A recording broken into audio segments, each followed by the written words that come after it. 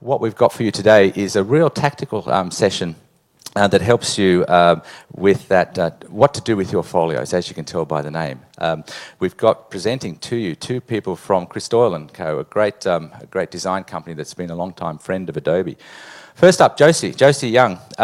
Josie's been in the industry for a number of years, not as many as some of us. She's worked at Semi-Permanent in the Frost Collective, and who saw Vince on stage yesterday at the keynote? Lovely guy. Obviously takes a while to warm up, does Vince. And Josie defined that as a career-defining experience, as I think anybody who worked for Vince Frost would. There's only benefit to be gained from that. She's been with Doyle and Co since 2016, and so she's got a lot of information to impart to you. Also with Josie is Stephen Grace. Likewise with Doyle. He actually started as a law degree, and I think he says on somewhere I read that the best thing about starting a law degree was he realised he didn't want to be a lawyer, so went into design as well. Initially he was primarily self-taught, but then went and studied and has been working with Doyle and Co for a number of years, so you can really bring to bear exactly what's needed in your folios in order to present to that type of organisation. You may, as I did, come across Stephen's influence under Instagram. He has a hashtag, or he did a project, which was hash 100 days, 100 word plays, which are really great. I went through some of them when I was researching a couple of days ago, and I only got about 2, so they're really tricky, some of them.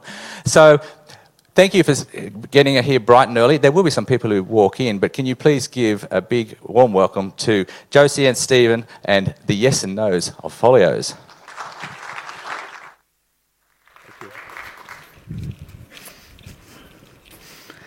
Hi. Hello. Thanks for coming so early. Yeah, thank you. We know it's early and you're probably all really tired. I am. Yeah. But and thank you, Michael, as well, for that. Yeah, good intros. Yeah. Very good. For all the internet for information. Thank you. Yeah. I don't know where you went digging, but good job. Find. Yeah. The thing about you being a lawyer is quite hard to find. So that and I'm not a lawyer. I did drop out very early, so I'm like, there's no, I'm a lawyer, so nothing I say has any kind of legal bearing. So, yeah. So my name is Josie, as you all obviously already know. I'm a graphic designer, which is pretty obvious as well. I'm from Cooma, which is a really small town in New South Wales, near the snow. And I work at Doyle & Co, which you all know too. Woo! I'm Stephen. I'm also a graphic designer. I'm from Tanunda, which is where Maggie Beer's from. It's also my mother.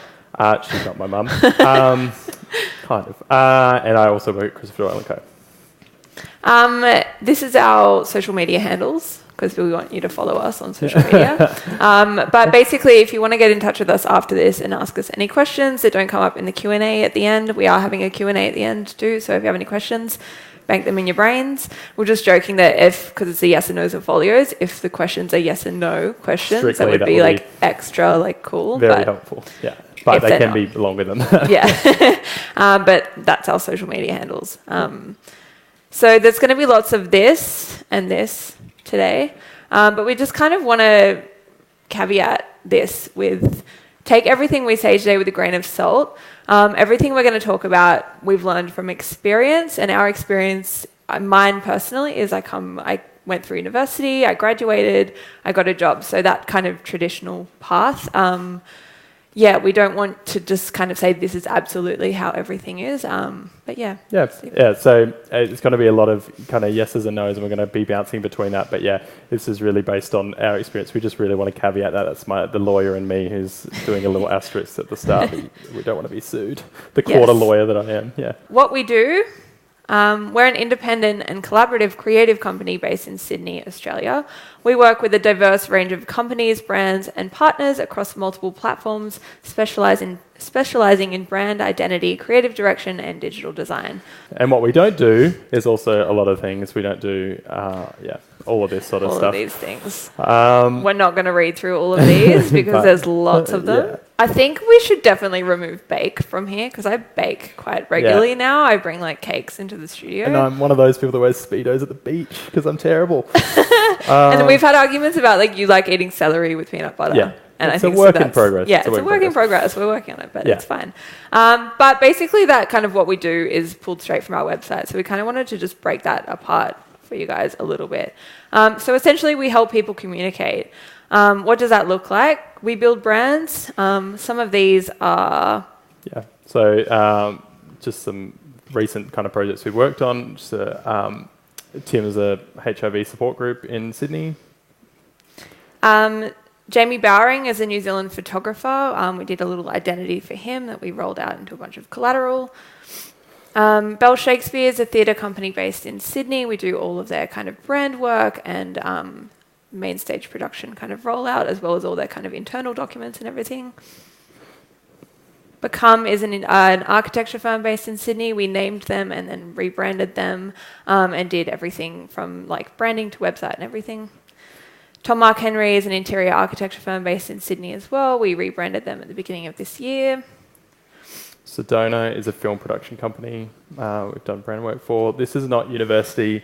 It's something that we'll mention, I think will probably come up again, but it's just an initiative that we've started this year in the studio, which is kind of a mentoring program, just to, we're not big enough to take on interns because it's us two and Christopher Doyle.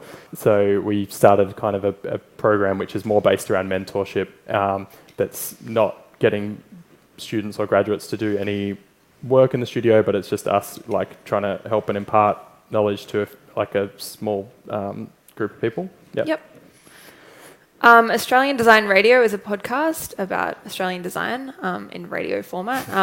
It was the first project I worked on with Chris, actually, when I started working with him. We rebranded them a couple of years ago. Never Sit Still, a motion company, and Mike's actually the guy who runs that, is speaking at the moment at another session. So yeah, they did the opening titles for Symposium, actually, so the ones you just saw. Yeah. And DeLuca is a coffee company as well. So, I guess just a range of like brand work that we kind of do. That's part of that. And we also kind of, that goes into digital development and design, which looks a little something like this. So for ADR, we kind of designed and then built with a developer their website, so responsive all the way from desktop all the way down to mobile. A part of that was the kind of interactive logo. So when you listen to the podcast online, the logo reacts to the sound. Super nerdy, but it was fun. Yeah, and these are just some other brand stuff that we've shown you, that how they kind of roll out digitally. So that's the architecture firm Become, that's their website, that's Tom Mark Henry's website, and then Eat Burger, Burger Joint in Cronulla, that's a website that we did for them a few years back. We also write, design and execute campaigns. We've been working a lot in the last year. I think it's been like a year now with Spotify, which has been really fun. It's kind of meant we've been able to test our creative juices in the writing kind of sphere of things. So we worked on a few campaigns with them. Bell Shakespeare as well, so directing photo shoots and things like that as a part of their main stage productions. Some more Spotify work. So we work on like student campaigns with them, holiday campaigns, which kind of come from the global team. So we kind of not only work on local campaigns that we kind of have creative control over, but we also work on projects that we don't have as much creative control over because we have to kind of work with a campaign that's running globally. This is another Spotify one. Some more Bell Shakespeare. And recently, Shillington College, we did a campaign for them as well that's in New York and London. Just about getting new enrollments for people who want to change career. Yeah. And we concept, style and art direct, and this kind of feeds into all of the work that we do. So this is some recent work for Bell Shakespeare for The Miser, which is a production happening next year. We do some work with musicians, so this is for the Jezebels. Jezebels again.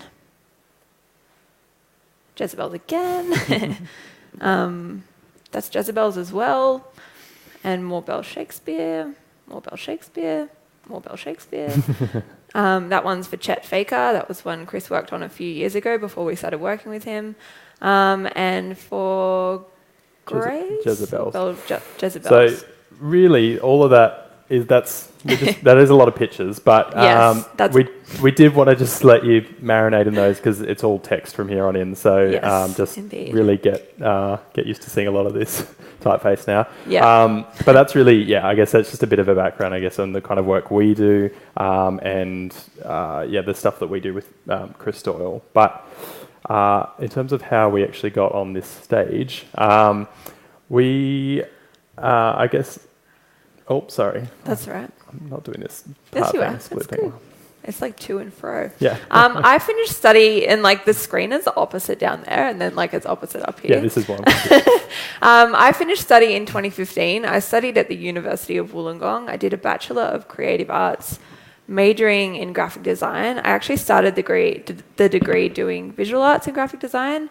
I didn't really know what graphic design was when I started. I just kind of did the double major because I was like, I want to be an artist, but I'm not very good at it, and I probably won't get a job with it. So I did the graphic design thing as well. I ended up falling in love with it. Meanwhile, I also finished study in 2015 after I had kind of had a rocky path in terms of the law thing, and then did kind of go to Shillington and finish study in 2015 as well. Towards the end of my degree, I was kind of working on the grad show that kind of puts together all the work we produce. And part of that, we needed a guest speaker to come down and do a talk at our grad show. And we got Chris to come down and do a talk with us. And at the same time, he actually put an ad up for a junior designer. So I kind of jumped on that and applied for it. And meanwhile... I saw the same ad and I also applied for that as well. Met Chris at the grad show. He saw my application come through and we caught up for coffee and booked in the interview, which was nice. Meanwhile... we were chatting on email and we also booked the interview. We had our first interview. It went well, and then booked in a second interview, which was good as well. Meanwhile... I got a cancelled interview. He just totally canned the whole thing. After the second interview, I got the job, which was very, very exciting for me. Meanwhile... and I did not get the job. I got told there was no more job. It was done. I should go back to Tanunda. But then... and then about a week later, though, he actually did email back and said, hold the thought, we may need a second designer. And then he offered me the job. So there was all yes all around. Yeah. Yes. So I almost didn't get. Yeah, it was. It was weird. We kind of it happened really in parallel, and we only realized this when we were putting this talk together. Yeah, we kind of knew it. Yeah. But when we were putting this talk together, we're like, this literally happened at the same time. This is our sliding doors moment. Yeah. It really is. And it's pretty weird. But why the hell are we here on this stage talking to you guys? I guess in the last 2.5-ish years, and I guess even through uni and stuff, we've done jobs, we've done internships, we've applied for jobs, we've not got jobs. There's a certain kind of amount of stuff we've done that means we've got experience. There's also, I guess, the perspective of working with Chris, who is quite a popular designer and gets a lot of applications. And I think we've just really soaked up a lot of what he likes to see in Folios and what he looks for. Also, the kind of mentorship program that we're running, we've been looking through Folios and applications, and we kind of have a bit of a sense of what works. And so I think I actually remember hearing Chris give a talk before I applied for the job, and I basically used everything that he talked about in my application for him. He's like, good application. So if you can embody at least some of that sort of stuff, then I think it can, even if it's not everything, but there are, I think, some definite things that you can do to kind of help your way along in kind of a folio presentation. And we just want to share. We don't want to hold on to anything because none of it's ours. We've stolen it from Chris, so we're giving it to you anyway. And I think he stole it from someone else. Exactly. So he's big on the sharing is caring thing, and I think that has a really nice domino effect. So circle of life. Yeah. It is circle of folios. Yep. That's not good. I'm not ever saying that again. So onto folios. The screen is going to work like this.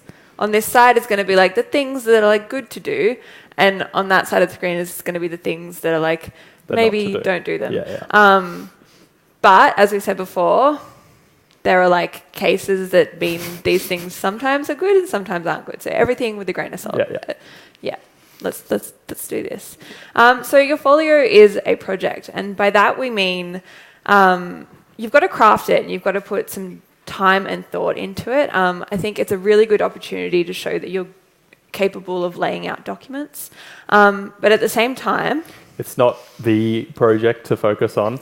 You've really got the work has to kind of sing for itself as well. And so while the folio should be really beautifully designed and it's a great opportunity for wonderful typesetting and nice layout, over designing that and really putting in all the effort into the folio can sometimes just be a little bit, it kind of clashes against the work. It really needs to be a bit more of a neutral kind of platform to show the work. Yeah, indeed. It's quite a simple one, I think. Yeah, and as an extension of that, though, there is kind of, we get into something more about kind of personality as well of the folio. So personality is really important. I think that comes through with the projects you put into your folio and the way you talk about the work in your folio. But at the same time, we don't think personal branding is as important for a folio. Unless there's like a really kind of wonderful, lovely, simple kind of way to, design a logo or brand around yourself, we don't really see it as being a huge benefit to have like a personal brand that you really need to like labor and kind of create around the folio. Sometimes there's just like amazingly beautiful, simple ways that you can, like the letters of your name might form like a really lovely monogram, or there could be something that's just so simple that you can't ignore it. But otherwise, we don't think that it's really important that you have to like fully brand it and view yourself as a company. Yes. I think I remember when I was graduating, and that was like a big emphasis was like on that, and I really didn't want to do it. And I don't think even in the interview process with Chris, there was never like a discussion of like, why don't you have a logo? Like it's just, you swipe straight past it and it's like into the work anyway. Yeah. And it comes back to the folio being a project, not the project, in that you want the projects you're putting into your folio to sing. You don't want anything to kind of overcrowd that and overshadow that. And it's important to kind of make everything around that look really great. But the personal branding thing, like Steve said, you're not a company unless you are. That's different. But if you're applying for a job with a company, you're not a company. I did have a logo. It was atrocious. And I think before I applied for the job with Chris, I was like, I might just not put that on there because it's not very nice. And like, why do I need that? And I think it was a good decision in taking that off there. But yeah. And when I guess as well, just on the personality point as well, like having kind of personality in your work is quite like a hard, like vague sort of thing to inject into your work. Like, how do I have personality in the work? I guess we mean that though, in that you don't have to fully, like it doesn't have to be, you don't have to be weird or quirky or like, be too over the top or something. But if there's like kind of you're trying to find a way to like give it a sense of yourself, like you don't have to pretend to be something you're not necessarily, because I think then you just gotta, that's gonna get into a whole other thing where you're pretending that you, I don't know, like certain foods or something. I don't know what it is if you try and get too quirky in the folio. But I think if there's some way to inject a bit of like personality of yourself in it, that can be really nice as well. And that can come through in like design choices as well. So it doesn't have to be all be in like, adding quirk factor for the sake of, A really nice example of a personal branding being like just a really small thing that was a nice, simple kind of thing that couldn't be ignored because it was just there. There was I'm sure he won't mind me kind of mentioning it, did a folio review with a student. His name was Kevin Teh. And obviously when you're typing really fast, one of the most common typos is the word the, and you spell it T-E-H. So he had a nice little squiggle, red squiggle underline of like when you spell something wrong in Microsoft Word. And he just used that really simply throughout his kind of folio and his CV. And he had a few little word plays on it throughout, but that was it. There wasn't any kind of too much of an extension on it. But when you see it, it's just like, like that's funny, that's nice, but it's not too much. So like if there is something there that is like a little, and that kind of I think showed his personality a little bit, but it wasn't like here's a whole brand system with color and images and type and all of that. But Moving on. Honesty is hot and... Lying is not hot. Yes. Yeah, it's not in this season. Lying is not in for spring and summer 2018. Yeah, after this is just like fashion, like tips. This comes, I think this is in two main categories. I think this is about projects and this is about talking about where you're at in your career. Projects-wise, I think it's really important if you've, for example, worked on a group project or worked on a project with a studio to be able to articulate what your role was on that project rather than taking complete ownership of that and saying, this is a project I did, this is a brief, this is a solution. If you did only do a certain part of that project, it's way more impressive to be able to be like, I worked on this part of that project with these people and like we achieved this. I think when you kind of beef that up to be more than it is, it will come undone later. And I think to be able to show that you're capable of working with other people is a really good trait as well. So it's an opportunity to be able to be like, I can collaborate with other people. Yeah.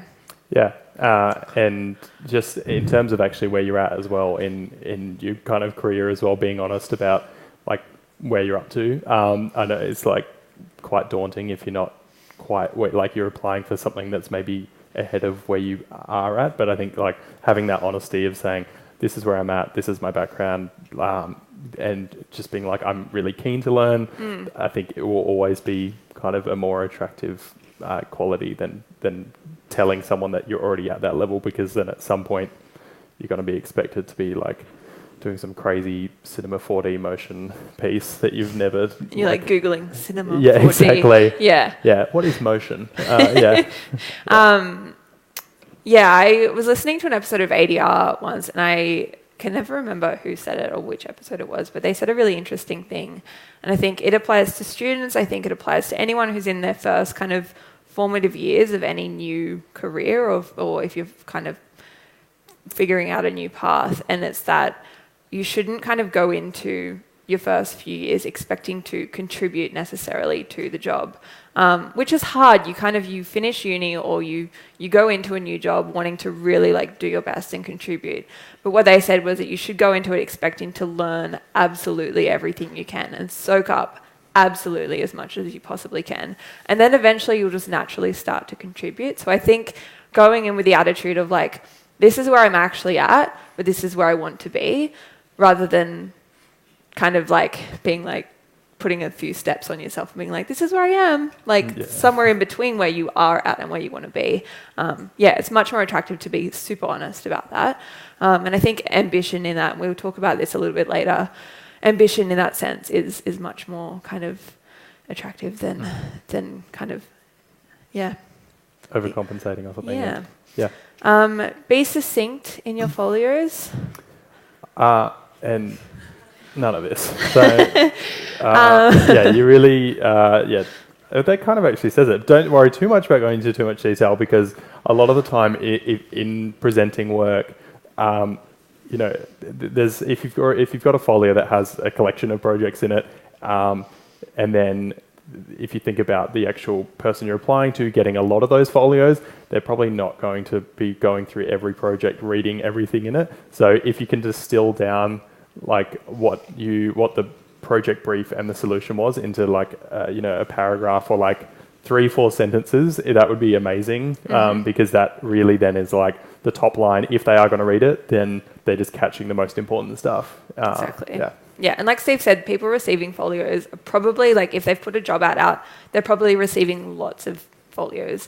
So they don't have a lot of time to kind of read these things. So the quicker they can kind of flick through and get an idea of what the project was, what you did on it, why you did it, the better, and the more impressive that will look. And the quicker you're able to kind of articulate what that is, it kind of is more impressive for you as well. I know, it kind of feels counterintuitive in a way, because it feels like you should be able to like really like wax lyrically about the job, and that you should be able to like really talk in depth about it. But most of the time, that I think the wall of text thing is probably more daunting to even look at or kind of approach. And then if you kind of got beyond that to a stage where you are in an interview, like that is more of a time that you could talk about. You could actually get into detail, I guess, about the project. Yeah. Exactly. Yeah, and I think when you're working in a folio, you've only got so much space, and images over text is, you kind of want to hero what something looks like. Yeah. Yeah. Let's get digital. And let's not get physical. Unless it feels right, unless the moment's right. We are literally talking about the kind of format of the folio here. I think in this day and age, a digital folio is totally acceptable. We're specifically talking about our kind of industry and our discipline specifically, and applying for kind of branding design studios. I think what defines a branding and design studio is like expanding rapidly, and what goes into that is more and more like more digital things. So not only is a digital folio kind of more suited to being able to put kind of links in and little bits of motion if you've worked on them in, but it also is a bit more flexible and means you can kind of change it and kind of do a bit more with it. But with the physical folio, it restricts you a lot more. Yeah, and I guess the digital aspect of it makes it like just a lot cheaper, because you don't have to be physically printing things. If you need to update it, like you're not pulling out stapled pages and like shoving new ones in. So like a physical folio will date far quicker than you can use it. You need to look after it. There's just so many like layers on that. Yeah. I did have a printed folio. And I used it like once, and it's just an annoying format as well. Like I found it so frustrating. I was converting images which were like all digital colors, and then having to get into like print CMYK colors, and everything's like washed out. It was just really actually quite exhausting. And I realized like later, it wouldn't put me up ahead in any way. If you can present your work digitally, even going into an interview or something, having like an iPad or a laptop with a clean screen, that will be as good as a physical printed piece of work. I guess our only caveat on it is unless it feels right, because I guess there are some cases where studios are like, if they're really about print craft, and then I think it would have a benefit. But I think a lot of the majority, it's not necessarily going to put you above in any way. It may just be more of a fun talking point because everyone loves to touch things. But yeah, and I think more often than not, when job ads go out, they like email like us your CV and everything. So you can't email physical folio unless you're like a magician. And occasionally we get sent physical folios. Yes, and it's really unfortunate because it's like they get sent, but we can't keep that. Like, it's at some point that has to go, and I'm like, you kind of feel bad because you have like someone's obviously paid money and sent it and done that whole thing, but it's like beyond a certain point, we can't be like filing all these away somewhere. Yeah. There's a lot less risk with the digital folio as well. Like, chances are you know your way around like how to build a PDF, and how to build in links, and how to build a website if you're doing it on a website as well.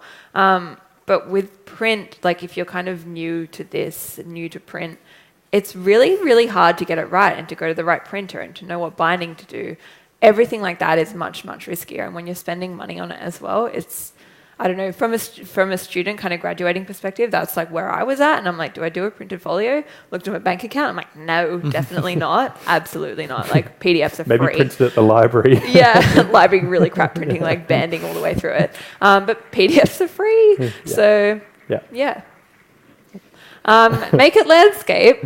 And don't make it portrait unless it feels right. Again, this is kind of related to the digital thing. Yeah. I mean, it's because digital, if you are doing a digital folio, generally that's a better kind of frame to work in. And portrait as well. I mean, I think a lot of work, generally when you're presenting your work, it lends itself better in a landscape. I don't know if people find that, but like in terms of if you're like, even like showing websites, or you're showing if you've mocked things up or something, like there's something about a landscape that's actually it just feels more natural, I think, to be presenting the work in. I did have a portrait printed folio, and every image was like just a landscape in a portrait page. I was like, well, this is useless. I don't know what I'm doing. Yeah, it worked for you though. It worked for me. Here I am. And obviously like Steve said, screens a landscape. So if you make your screen, like if they're going to full screen a folio, like that would be the maximum image size. So I think it's just the most appropriate format for a digital folio to be landscape. Taylor Swiftly. And we're saying no to Taylor Swift. We have a lot more reasons for this, and you can come find us afterwards. But our no is just blanket Taylor Swift. But our yes is to tailor your folio, I guess, to the studio. I guess it depends if you have like what your kind of experience is in terms of how much work you have to show or what background you've kind of come from. But if it's possible, I guess like knowing where you're, like what studio you're looking to get into and actually being able to kind of like morph your folio to suit that. Yeah. Even if it means, you know, just the order of things that you're putting them in. So if you are applying for some like a digital agency or something, being able to like put that work forward at the forefront. I guess that's like it comes back to that digital folio thing where you can actually change things, because there may just be projects that are just completely irrelevant for what you want to do, and then you can just lift them out. So yeah, we think it's like it could really help just to make that. You don't have to have like a one folio fits all approach in terms of applying. Yeah, I think it's like the tailoring the cover letter thing. Like when you receive or when you send a cover letter, it's really obvious when that's like the same cover letter that's gone to everyone. It's also really obvious when you're receiving a folio that it hasn't changed when it's been sent out to different studios. And like Steve said, it could just be like the simplest thing of just changing the order. If you don't have that many projects to put in there and you're applying to a digital agency and a branding agency and you've worked on 3 branding projects and 2 digital projects, just switching up that order. I think it means that like, and when time is of the essence of the people who are looking at the folios, like they might just quickly flick through it. And if you kind of put to the forefront what might also suit the studio, like if you have a look at the studio's work and be like, cool, what kind of aligns with the work they do as well, and trying to kind of match that up. Doesn't mean you have to do work that necessarily matches the studios you're applying for, but obviously when studios are looking to hire someone, they're looking for someone that will fit the team and suit the team. So that kind of tailoring of your folio is really important. 6 to 8 projects, not 68 projects. Yeah, we kind of think of that as a sweet spot, as like a maximum for folios, like 8 being the absolute upper echelon of that, but it can kind of be on a lower end of that. I think like with the mentoring program we ran, when we're getting applications for that in the last few months, we asked for 3 projects just to like really keep it kind of condensed. And actually, amazingly, that gave like a really good idea of like what someone's work was like or what someone was actually like. So this, I think we kind of see this as like the total like ceiling on that. And Chris gets long folios, often like 70 pages long. And by like the 16th project, you've really lost your shine. You know, like it's not. It kind of waters down. Like surely you haven't got like 16 greatest hits. You know, unless you're ABBA. Yeah. Or Brittany. We're really proud of our Brittany mics today. It's just like a good moment. I think also being able to pull back, even if you do have 68 projects, which is a lot. Like that's really good if you do. Even being able, it comes back to the tailoring thing. Being able to go, okay, I'm applying for this job. Which projects would like put me at the kind of top of the pile in that application, and being able to actually go, okay, that project is really good for these reasons. I'll put that one in my folio, and being able to pick those out for those reasons, and being discerning with kind of your own work, and being able to just be a little bit self-critical of your own work. I think if you put absolutely everything in there, you're just kind of going, oh, hopefully they see something in there they like, rather than going, I know that they'll like this for these reasons. I think it shows a little bit of kind of extra thought. That's really important. Fake projects. And not fake news. Fake projects we are totally down for. I mean, coming out of a program anyway, if you've studied somewhere, everything that you worked on is technically a fake project because it's all student work.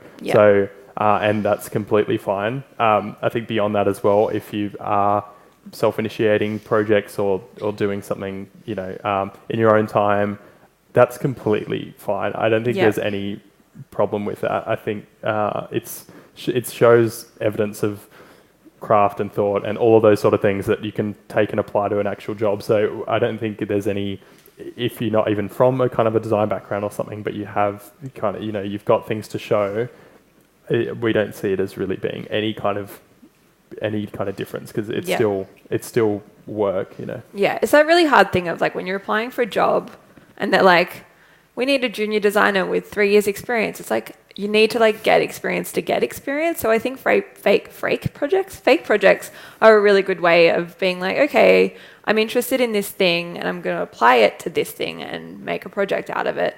Like Steve said, it shows that you're able to like apply your skills or try out your skills or just kind of explore things in a certain way. But what's really important, and it comes back to the lying is hot. I mean, honesty is hot, lying is not thing. Just be completely honest about the fact that it's not a real project. 'Cause I think if you're putting something in your folio and, you know, you could be doing a mock project that's your idea, something that you kind of thought of for the Cancer Council, for example, but it's not a real project, but it's just something that you like, hey, I've had this idea and I just want to explore it, and it goes into my folio. Be really, really, really like open about the fact that that's not a real project, because again, it will come undone if you're kind of ambiguous and vague about it. It's really important to just kind of articulate, this isn't a real project, but I explored it for these reasons. Yeah, and actually, if you are wanting to do fake projects, the DNAD New Blood program, it's like DNAD is a UK kind of body, design body, and they every year they like do fake briefs, and you can actually like enter them and win quite big. But they're actually like a great way because you get like fully fleshed out briefs, and then you can answer them, and it actually can become really like good work for yourself. But and there's also like big things kind of attached to that if you do win them. Yeah. But yeah, I mean stuff like that. There are ways, I guess, online even to find like if you do want to go down the fake project route, then yeah, there's definitely options for that. Yep. Legibility is law, so... And you don't break the law. What we mean by this is you've just got to be able to like read the text that's in your folio. I think the easiest way to explain this is if you're sending a digital folio that is a PDF, it's possibly most likely going to be opened in email. Like, you know, when you receive a PDF in an email, it comes up, you kind of open it, opens within the browser, so it's not full screen. It could be opened on like a laptop. So when you're designing your folio and you're setting up the type and everything like that, design with that in mind and think, okay, if the most common place this might be opened is on like a 13-inch laptop, I'm just going to test that and make sure that the person receiving this, if they're in that circumstance, they don't have to zoom in or do any extra hard work to be able to read everything that's going on. It comes back to the time thing, I think. If someone's able to just open that and see everything clearly, they're probably more likely to read through the whole folio and be like, cool, yeah, this is good. And I think that we've definitely seen folios that have really, really, really small text that would be suited if it was like the A4 sheet was printed out. You could definitely read it, but no one's printing out the folios they receive to sit down and read through them. They're always just going to flick through them on email. Yeah, and that's also comes back to the succinct part as well. Like if you do have those, you know, if you're talking about your work in a succinct way, then that kind of legibility thing isn't really an issue because you should be able to read all that kind of on screen as well at the same time. Yep. Do a spell check. And yeah, don't assume it's fine. We really agonized over the name of this session, the yeses and nos of folios, and we still don't know if it's correct, to be honest. Yeah. The grammar of that, we have no idea. We've Googled so many things.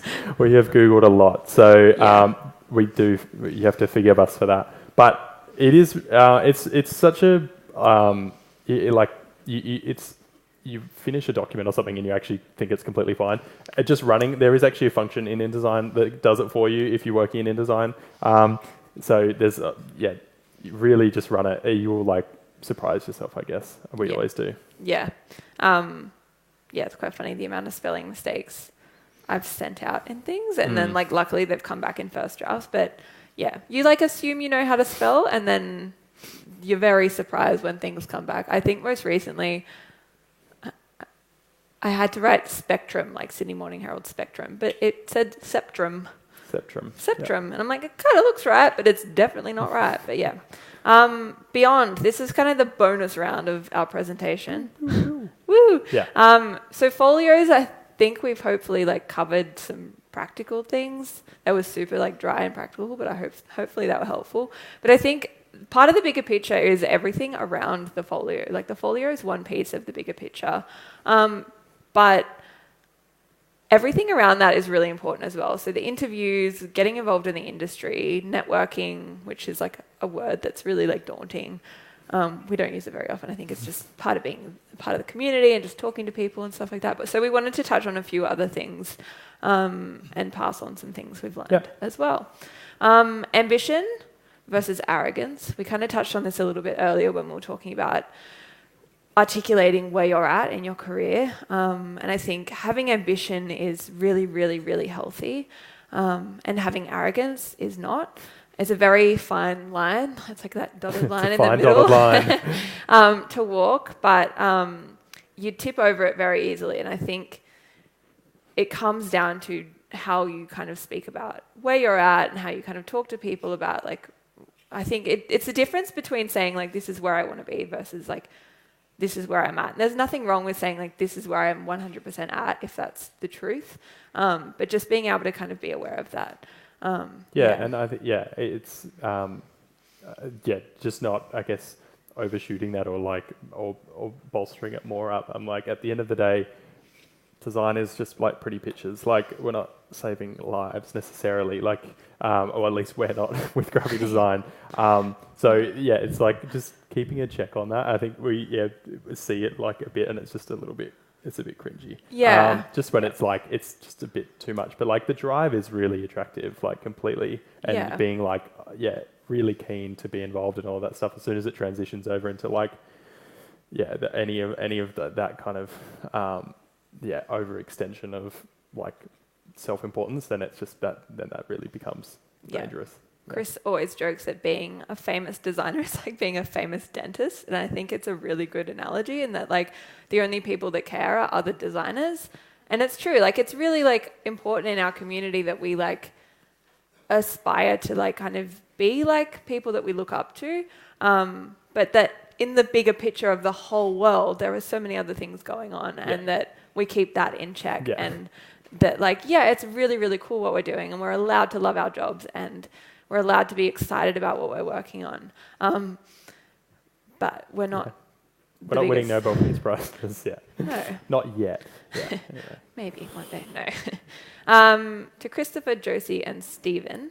Versus to whom it may concern. This is really about like applying for a studio and being able to like tailor like your kind of intro emails and all that sort of stuff to actually who you're talking to. I guess there's just more of a sense of like that there's like a blanket email going out when it's like a to whom it may concern, even if it's like, I guess we've used our names here as an example, but like if there's some kind of personalization or you're working out who you're speaking to, even if it's saying like to the team at Christopher Doyle & Co. is a little bit more like personal than just like a to whom it may concern. It also just feels a little bit like it's just like been a copy paste job. And I think Chris yesterday even got like an email that was like, I love the work that ChristopherDoyle.co, like it copy and pasted the URL like into the thing, and it was like, I love the work that www.ChristopherDoyle.co like do. And like, you obviously like haven't tailored that. You could just added spaces and it would have been helpful. But so just at least tweaking that just to make it feel a little bit personal can actually just feel,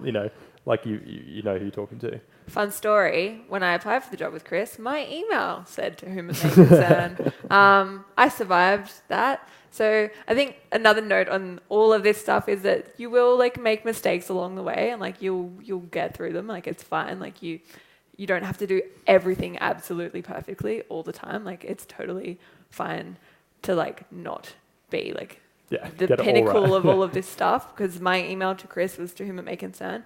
And that was purely because I'm like still defending it to this day.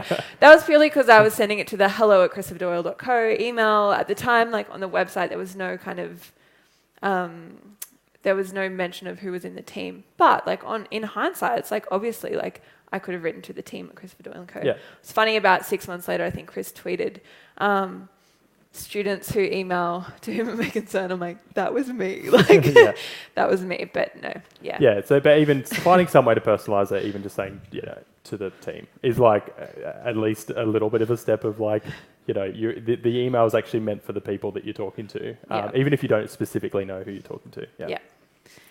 Great preparation trumps great expectations. What we mean by this is that going into kind of interviews and stuff, there's being able to like fully be prepared and self-sufficient. We kind of say like prepare for the apocalypse, like that you're going to have no power and there's going to be like absolutely nothing given to you. So being able to have your own laptop, iPad, whatever, or if you have a printed folio, having all that on you and not needing to like log on to anyone's internet, not needing to use anyone's computer, just like fully bringing everything yourself. And so there's like no hiccups, you know, on the other end. It's like you can do it all without anyone else's help. Yeah. And if you are invited in to have an interview, chances are you're going to be asked to talk about the work that's in your folio. And if you have kept it really succinct, chances are you're going to be asked to expand on all of that stuff. So prepare to kind of like talk about your projects in like a much bigger way and elaborate on everything you've like worked on within them. So preparing in that sense as well, even if you do like little mock interviews with yourself or something like that, or just like know that you're going to be asked questions, and even come in with questions yourselves to ask the studio you're applying to. That shows, I think it's a really like good thing if you go in with questions for them as well, rather than just sitting there kind of like being asked all the questions. Like if you have any specific questions, like you have every right to be able to ask them. I think it shows like that you're really keen and that you're really interested. Be engaged Versus envy. Yeah. We just included this because it's I guess it's hard when you look online and stuff, and when if you are kind of not in the industry yet, or you're entering it or looking on the outside in, it's it can be quite easy to feel like you're really far behind, or that you're like everyone else is doing so much better than you are at your stage or something. Like it's so, I mean, like Instagram is like such a shit because it makes you feel like shit because you're like nowhere near where anyone else is. It's just really like, it's so annoying. I hate it and love it. But it's, like you can't judge your own journey against where anyone else is at because everyone's on their own like version of that. And so being able to like be engaged and stay on top of like what people are doing without that transitioning into like, I'm terrible. I'm never going to be that good. I'm so far behind. There's like there's a fine dotted line to walk between those Coming two. in really handy. That line. I think, on one hand, staying engaged on social media in particular is really good because social media is often the first place that studios put out ads for like hiring.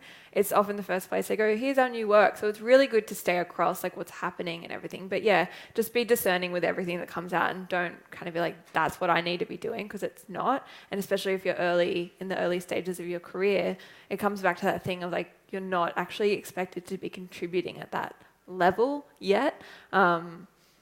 It's a dangerous kind of place because you can get so caught up in like, oh my God, that person's doing that thing. Why aren't I that good? It's just like, that's them. You like worry about you, like you do you. Yeah. That's on that one. Put your hand up. And don't sit on your hand. I think this one is about getting involved and mucking in and kind of, this one, I think for me personally, I went to uni in Wollongong, so it was really kind of hard for me to be involved in the industry in Sydney. I mean, I was only like an hour and a half train ride away, but I was really keen on coming to like Adobe events, Agda events, all of that kind of stuff, and I always really wanted to be involved, but it wasn't always that easy. But I think wherever you are, there's probably opportunities for you to kind of be involved and put your hand up and kind of get stuck in and help out and volunteer in myriad ways. Like me helping out with bringing together the grad show. And I think all of those things add to your kind of bank of experience. And I think little kind of opportunities kind of float by sometimes. And I think you need to kind of reach out and grab them. I think if you're sitting on your hands kind of expecting things to happen for you and things to come your way, it's just never going to happen. You've got to work hard for it. Anything to add to that? Said it all. Yep. Engage in design discussions on Twitter. But and don't engage in design discussions on Twitter. I think this is just social media wide. Yeah. Do it sometimes, not all the time. Yeah. There's definitely great conversations happening on social media about design, but I guess it comes into the envy thing, and like, don't get bogged down with it. There's a lot of like extra fluff around that. I think like on everything social media wise, especially in design, if you dig deep enough, you can find people trashing work all around Yeah. the internet. So just dipping your toe in, but don't go too deep. And don't feel that, like, I think difference between Instagram and Twitter, in my opinion, is like Instagram's great for everything that looks good. Twitter's good for like discussion and kind of rhetoric about everything that's kind of happening in the industry on a broader sense as well. Like at the moment, there are a lot of discussions around the bigger kind of picture of the industry, like women in leadership roles and kind of diversity and what we're doing wrong with internships and stuff like that. It's really, really, really a good place for discussions like that are happening. But don't feel that you necessarily have to contribute to them just because they're happening. It's good to keep across them and see that that's happening, because those discussions are really important and it's good that they're happening. But there are some big egos in the industry, and I think some of those big egos are in Twitter. So it's a scary place when you're just like watching these conversations happen. You're like, whoa, like that's crazy. But yeah, it's a good place to kind of witness all of this stuff that's happening. But yeah, same as Instagram. Just like be aware of it. Like you do you. If you want to engage in it, absolutely go for it. But you don't have to. Yeah. Just to finish off, you got this. And don't give up. Just a finishing note. If you're looking to, I guess, get into the industry or start or something, there's lots of ways in, and like we said, all of the stuff we've, I guess, presented today is like things that could help you along the way. You can use the bits that you want to, and not use the stuff that you want to, and I'm sure that we've left things out as well. But it's a really good starting point. Heaps of ways in. It's a very exciting place to work. It is. Yeah. And cool. don't give up.